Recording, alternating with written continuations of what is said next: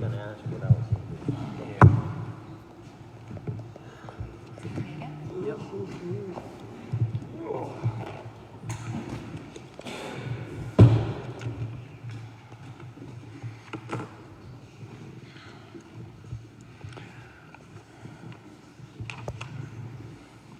All right, it being 7 o'clock, we will reconvene, and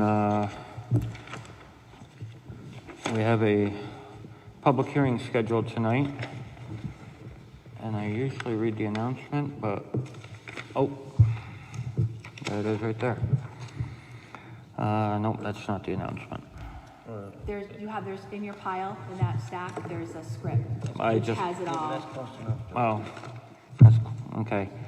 So, on September 23rd, 2020, the Board of Selectmen will have a public hearing at 7 p.m. in the Winchester Town Hall to discuss the Community Development Block Grant application for a feasibility study for the construction costs of an ADA ramp at the town beach, and to adopt the town's residential anti-displacement and relocation assistance plan specific to this project. So I will entertain a motion to enter the public hearing. So moved. Second. All those in favor? Aye. Opposed? None. Motion carries. And the floor is yours now. If you'd come up to the mic and just introduce yourself. Thank you, Mr. Chair. And apologies if it's difficult to hear, reading this through a mask for the first time. So my name is James Weatherly, and I'm a planning technician and grant administrator with Southwest Region Planning Commission. As required for these public hearings for community development block grant applications, I'll first start with an overview of the community development block grant program, and then briefly go into this project itself. So CDBG funds are available for municipalities for a variety of projects that primarily benefit low and moderate income persons. And the town of Winchester is eligible to apply for $500,000 in a number of categories, and those categories are public facility improvements, housing projects, economic development projects, microenterprise technical assistance projects, as well as emergency funds. And on top of that, the town of Winchester is eligible to apply for up to $25,000 in feasibility funds per year, and that is the funding source that this particular application is under. So I have provided a handout in your packet outlining the Community Development Block Grant Program, and that also includes the HUD area income limits. That's the definition for low and moderate income. For Winchester, that is defined by HUD as Cheshire County. So those numbers are what defines low and moderate income for Winchester. So some brief notes on this application. The proposed application to the New Hampshire Community Development Finance Authority is for up to $23,500 in feasibility study funds. The funds will be used to engage, if awarded, the funds will be used to engage a consultant to complete an engineering feasibility study for the construction of an accessible ramp at the town beach. And that town beach, the ramp would be a significant improvement, as I'm sure the board is aware, of the current very steep concrete stairs. And the ramp will expand access to the town beach for elderly and disabled persons in the town of Winchester. And the script says that I would be calling on Carrie Miner, but I believe that I am calling on the chairman, Ben Kolansky, to talk a little bit more about the project. Yeah, as everybody's aware, for quite a few years, we've discussed, and even before I was on the board, that's how long it's been being discussed, putting in a handicap ramp out at the town beach, because as everybody's familiar with those stairs, they are not handicap accessible whatsoever. And I don't know how many years ago, but 6 or 7 years ago maybe, there was some money set aside to do the project. However, this past year when we put it out to bid to try and get some bids on the project, we realized that we had about 1/10 of the amount of money we really needed. And that's when we decided to reach out to our grant writer and see if we could find some grants to help with this. And the feasibility study is the first step of the process. And that's what we're looking at right now. Absolutely. Does anybody from the board have any other questions on this feasibility study grant? No. Does anybody from the public have any questions on this grant?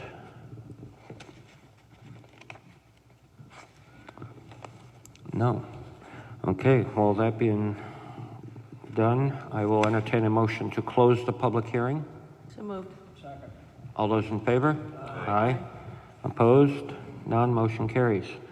So I will now entertain a motion to agree to and sign the application for the CDBG block grant. I'll make a motion. Second. Yeah, and that was for the amount of up to $23,500. All those in favor? Aye. Aye. Opposed? None. Motion carries. And looks like this spot's for me to sign. But we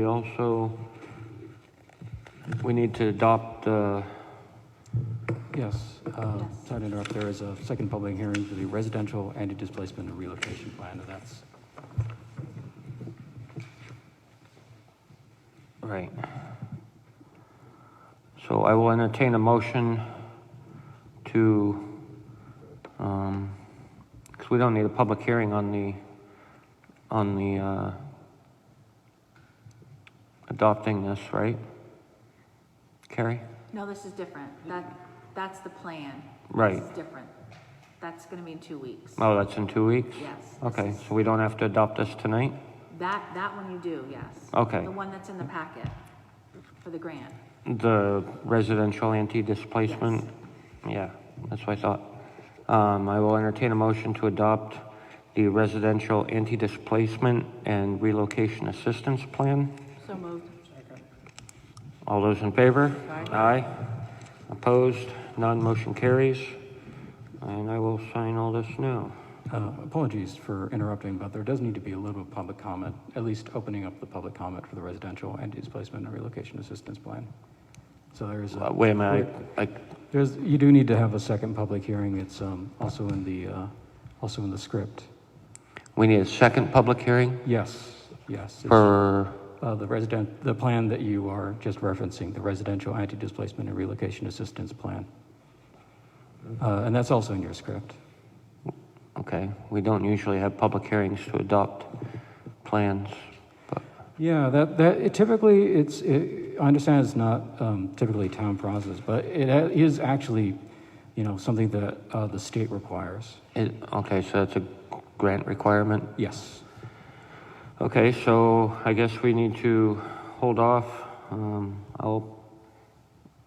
on adopting that. Yep. And there should be a script right after Revisit, the yeah. hearing that you just read, just opening a public hearing for adopting this plan.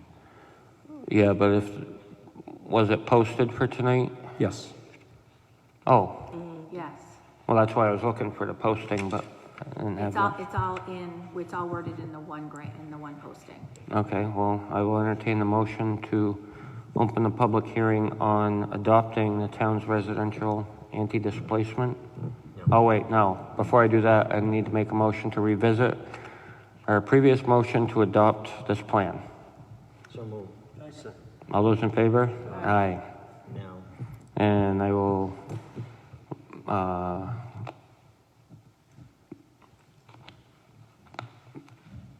well, we got to a not, motion to, you're right, well, we got to not adopt it now, because we already made a motion to adopt it. right, what we're doing is, right, revoking that. All right, I rescind my motion. yeah. And who seconded it? Ken? Kenny. You agree with it? With Rescinding it? Lori's motion? All right, all those in favor of rescinding the motion? Aye. Opposed? None, motion carries. Now I will entertain a motion to go into the public hearing as posted on adopting the town's residential anti-displacement and relocation assistance plan. So moved. All those in favor? Aye. Opposed? None. Motion carries. Does anybody from the board have any questions on this plan? Does anybody from the public have any questions on this plan? Oh, sir. John Riddell, Broadbrook Road. Is this a no evictions plan? Is that what that means? Can you explain what anti-displacement means? Come right up to the microphone. Yeah, and I was going to make a couple of comments about this plan anyway. So essentially what this plan is, it meets federal requirements for anti-displacement. Obviously, this is a planning grant, so no displacement will occur. But with every CDBG application, and this also happened with Jones Road, the project that you passed a number of years ago, you have to adopt a plan essentially saying that, no, we do not anticipate that we will displace any persons with federal funds, and if we do, we will follow federal requirements. So that's kind of essentially the broad overview of why that document needs to be adopted. And if adopted, this plan will be specific to this project. Yes. Oh, Displacement? Who's not going to, what did you say, the federal whatever won't displace anyone? yeah, so to go a little bit more into it, there are projects, say the federal, this is a grant application that's being funded by the federal government ultimately. There are projects, say, a perfect example of this would be a highway project. They built the national highway system in the 50s. That was federally funded. Back then, they also had the policy of if you have to use eminent domain to buy people's houses, they're entitled to fair compensation. This is essentially part of that. Okay. Yep. So basically the way I'm understanding it is that for this specific project, that if for some reason somebody's house was in the way of the handicap ramp, that the federal money would not be used to remove those people. Yes. Correct. Okay. Any other questions from the public? I'll entertain a motion to close the public hearing. So moved. Second. All those in favor? Aye. Opposed? None. Motion carries. I will entertain a motion to adopt the town's the residential anti-displacement and relocation assistance plan. I'll make a motion to adopt that. Second. All those in favor? Aye. Opposed? None. Motion carries. Thank you so much for your patience and your time. Thank you. Let me sign these real quick and we'll move forward.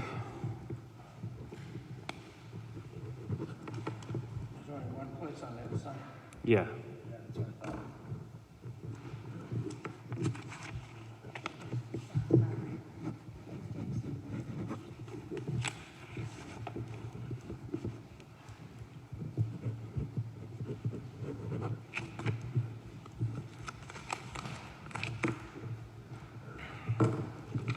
Oh, you signed it. Jen, we've already approved your, so if that's what you were waiting for, so now early night for you. So I'll keep you posted when we get more action. Yep, so we've appointed 2 people so far to the broadband committee that we created, Jen and Natalie, and we appointed Gloria as a selectman's rep to that committee. But unfortunately, where there's still only 3 people, there's not enough to have a meeting. So as soon as we get some more volunteer interest, we will be able to start having meetings on that.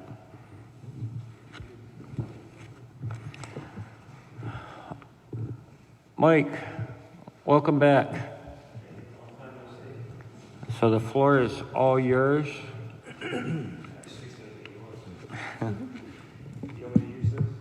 Yeah, please.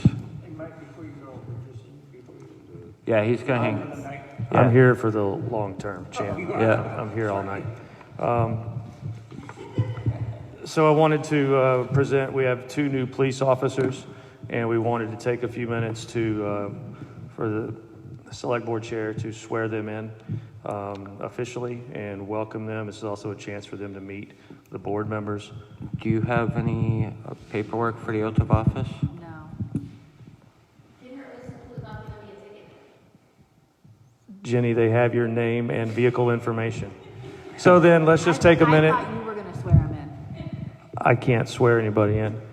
So let's take a minute and I'll introduce the board, everybody to these new officers. Jonah, step up. So we have Jonah Merkel, young Marine Corps veteran. He's coming to us full time. He'll start the January Academy in early January, so for 16 weeks. So this is our new full-time officer that the board approved hiring a few weeks ago. And then also on his left, we have Officer Tina Riddell. She is a new police officer part-time for us. She's currently a police officer down in Massachusetts. So they both got to go through some training as we typically do, and we'll get them on the road as soon as possible. So with COVID, we typically shake hands. We can't do that with COVID. So this is your chance to say hello and ask them any questions you have. No, I No have questions? I have no questions. Just welcome. Any Thank questions you. from the public? Jenny? Rose? Thank you for the board's time. Yep. Thank you. Thank you. Thank you, Mike. Hey, you're welcome. Thank you. Mike, before you sit down,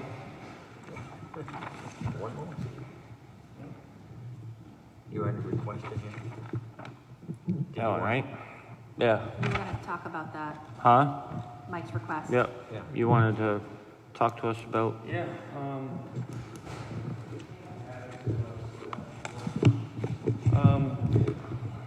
So just so the public knows, a few weeks ago, I put in a memo to the board about the police department starting essentially a Winchester assistance program.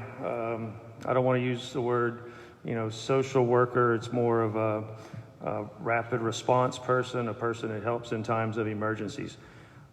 The police, I hate with my back to the public, but essentially, we are tasked in the police world more and more and more with social work type calls.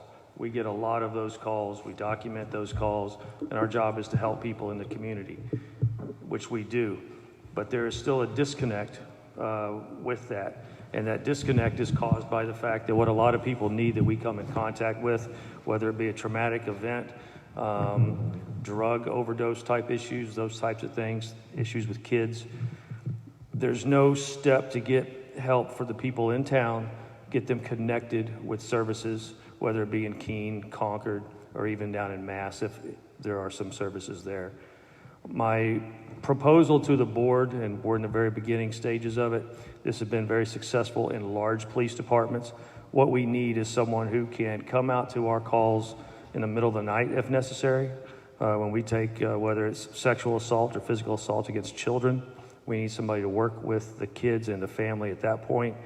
But also, more importantly, is be the bridge between the town and that individual and people in Keene, Monadnock Family Services, DCYF.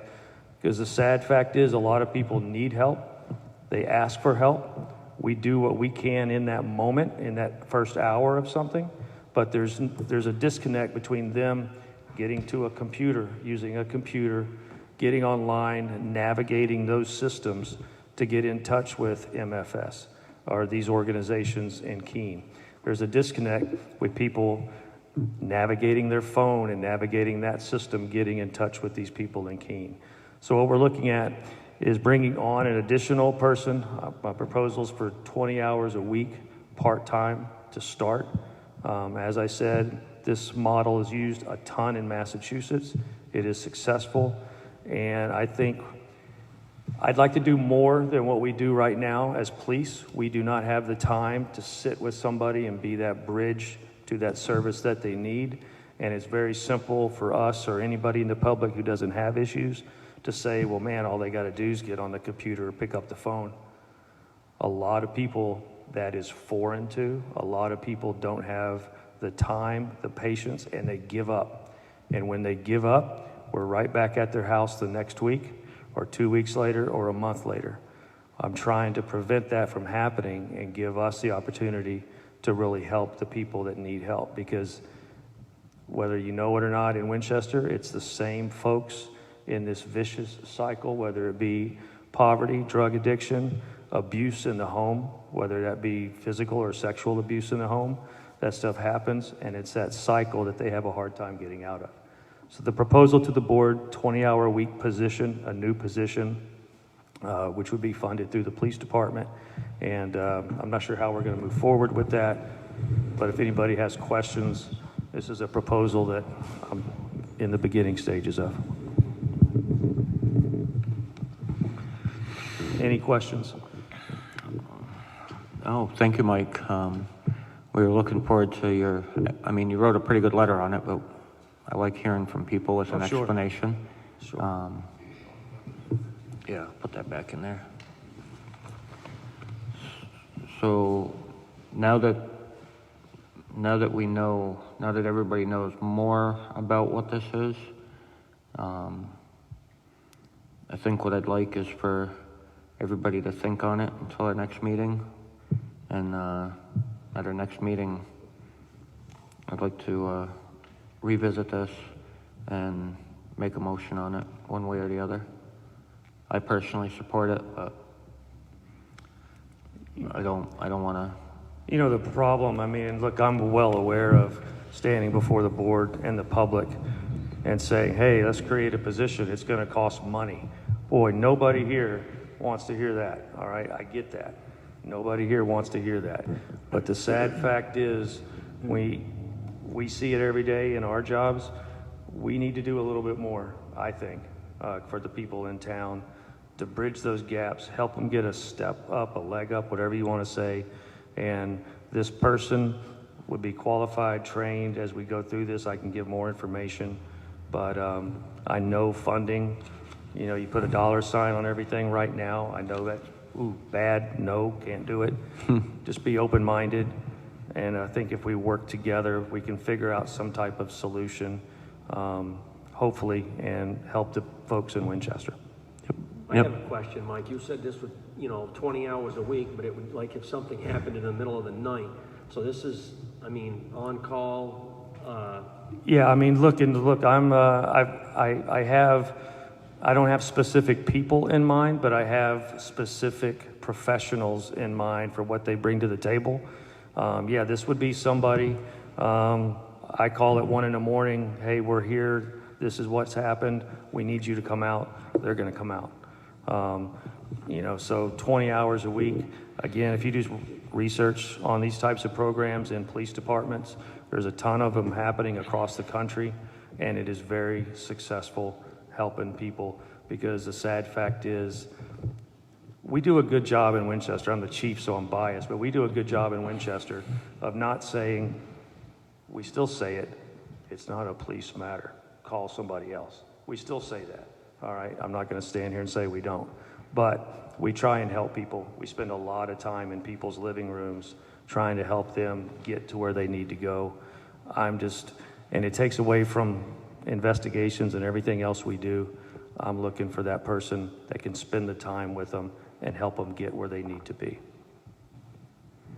All right. And the other thing you mentioned is a lot of this, you have, you're going back to the same place Oh, yeah. over and over. Are there any statistics yet on, like you said, Massachusetts and some of the other cities, have they seen a decline in, the same people? Oh, being yes, they involved? have. Yes, they have. This is great. And look, we're doing well right now in Winchester with our overdoses. Those numbers are dropping. But one thing that, in these hard-hit areas in Massachusetts especially, there's a person at this person's door the next day with the family, with the person that just OD'd the night before, because that's what folks need that are in the throes of this drug addiction. Somebody there that day to say, hey, when you were on the floor and we revived you, you said you wanted to get clean. Here it is 5 hours later, we're going to help you get clean. So yes, the numbers have gone down. Yes, the data shows that. Okay, thank you. Yeah, you're welcome. Thank you, Mike. You're welcome. Thank you.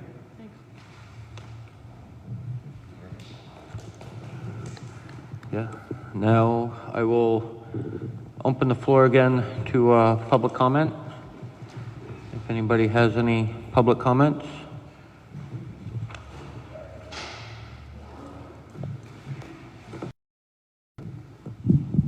Hi, Jennifer Rydell, Broadbrook Road, and I just wanted to say, just in echoing support, extreme support for this plan here. I actually work with an insurance company program for care management for low-income individuals, and I can tell you the statistics alone on preventive care, just the idea of getting somebody, like he said, out there the very next day with that person. Those are resources that we absolutely need in this community.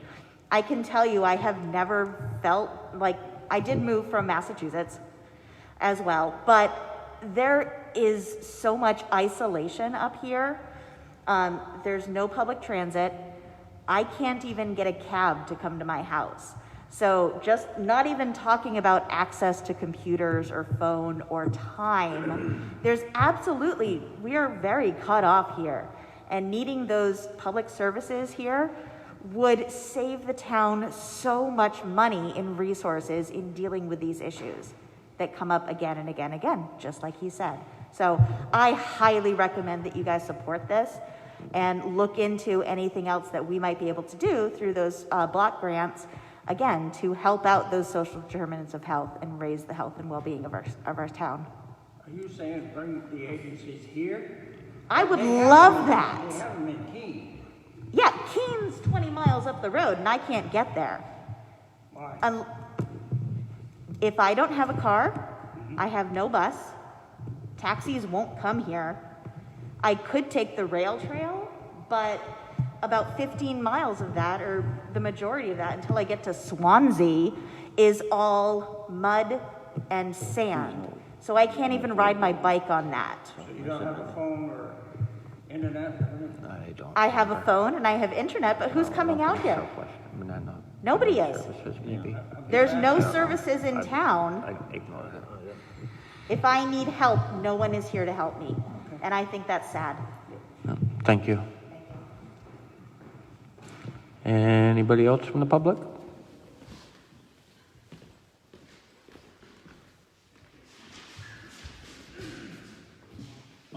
So on that, Jonathan Gallup, 44 Michigan Street. So on the thing, I think it's a good idea. I think we need somebody like that, but is there a possibility we can look into volunteer aspect before we start putting somebody on the payroll? Because there are people, I mean, I grew up in a town out in the sticks where a lot of people go to get away from these things.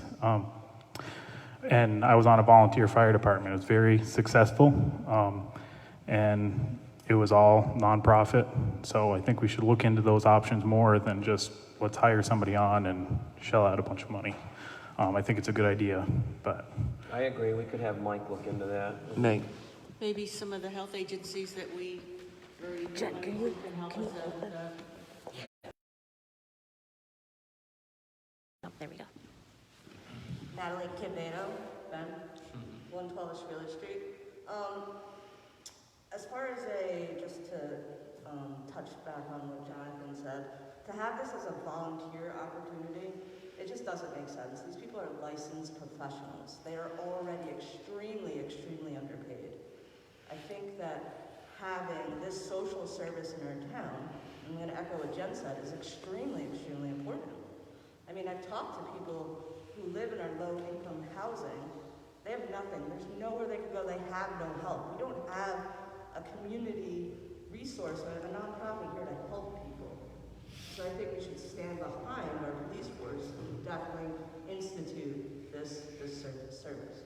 Thank you. Thank you. Jen, do you have something? I apologize, and I just wanted to add one thing to support Natalie on the low-paid professionals. I have a master's degree in education, and wow, it would be super lovely to come here and teach. However, you guys pay half my salary right now. So good luck getting a volunteer social worker, and also good luck getting the community to support volunteer mental health, because everybody can see when a building is on fire, they see that there's danger. Mental health issues are hidden problems. A lot of people are not going to show you these, and you're not going to see it until it's too late. Okay, thank you. There's two more Jens in line. Jennifer Howe, Old Road, and I'm too short. I wanted to thank our police department, because most of you may know, but my ex-husband did die of alcoholism at 46. So the police were at the house talking to my kids and came and just helped them through it. And I have a good support system, but it is nice to be able to, because you don't expect something like that. So Yep. Yep. I'm in support of that position. Thank you. Now, last but not least, Jennifer 3. Jennifer 3. Rhodes.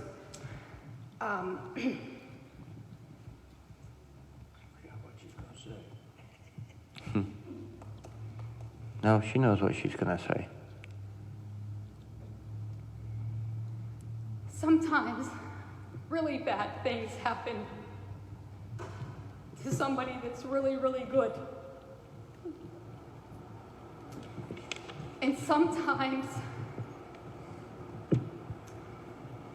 people find themselves in a fog, and they just need an advocate to call them and say, I'm going to help you navigate through this fog to help you do what needs to be done.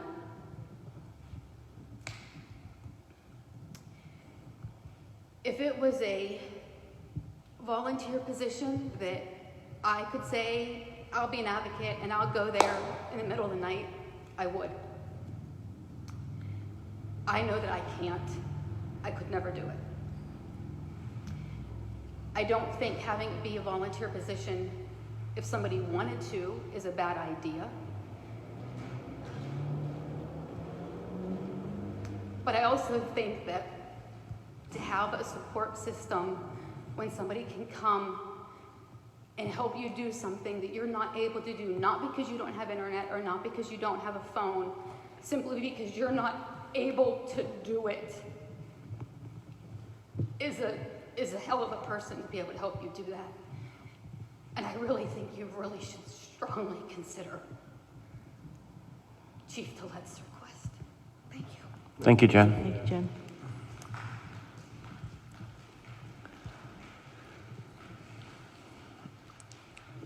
And seeing no other public comment, I will entertain a motion to go into non-public under RSA 91A32, little C and E, and that was it, right? Yep, C and E. So moved. Second. Roll call, Jack Marish. Aye. James Oakes. Herb Stevens. Gloria Lustig. Aye. Ben Kalansky, aye. We are now in non-public. I do not foresee us having any other business.